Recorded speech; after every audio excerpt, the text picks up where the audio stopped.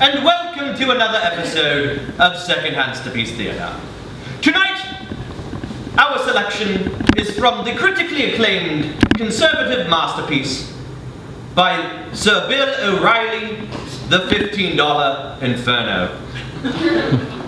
A long time ago, in an age when man was still controlled by an evil, liberal, communist, fascist union, a local mom-and-pop corporation was having trouble with a new decree from the tyrannical, money-sucking government.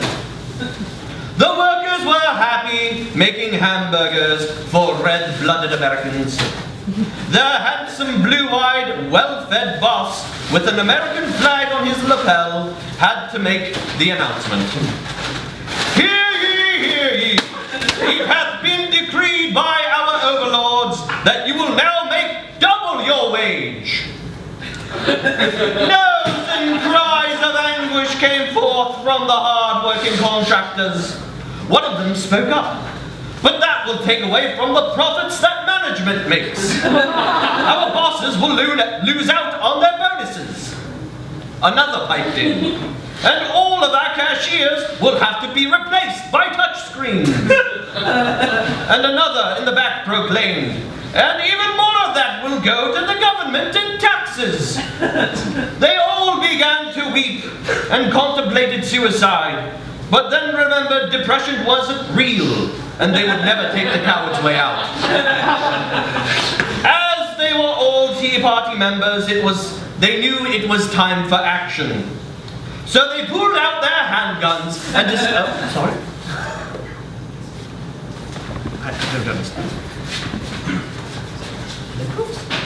No. Okay. I'm sorry. It seems as though we have upset many of our more liberal-aligned viewers with tonight's selection. So, instead, we will be reading from the contemporary reply to the O'Reilly piece by Senator Bernie Sanders, The $15 That Could.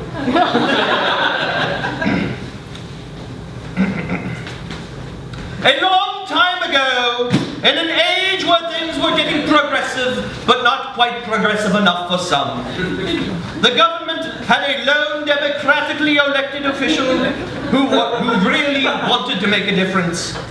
It was in a lovely stationery and bicycle boutique called Spoke in Word that a celebration was about to begin.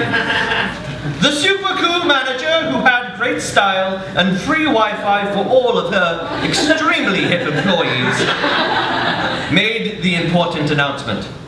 Hear ye, hear ye! It hath been decreed that we will now make a livable wage. Hoorays and cries of joy echoed from the employees.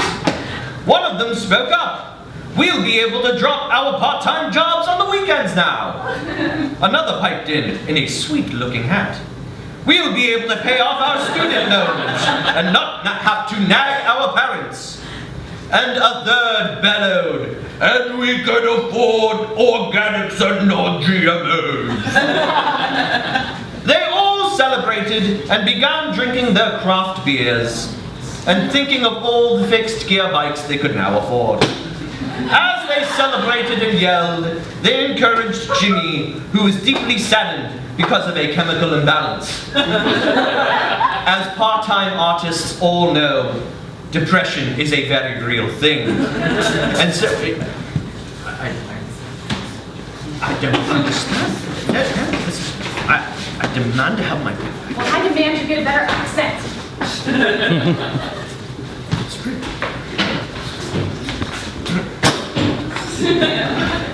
I apologize. Apparently, it is both liberals and conservatives who watch public television. Who knew? So now we will be reading from the Scandinavian saga by Jord Jeimer Heidel Deckelmecker, Jord ein Schiff. In an age where gender knew no bounds, and whatever choice people made was accepted as long as it made them feel comfortable. A lone fishing town sat at the edge of the world in a land called Sweden. The citizens of the town gathered for the annual reenactment of the saga Jorb ein Swift, which reminded everyone that they already make a livable wage. It was an epic tale of love, hate, anguish, cornering the fish market, and sustainable living.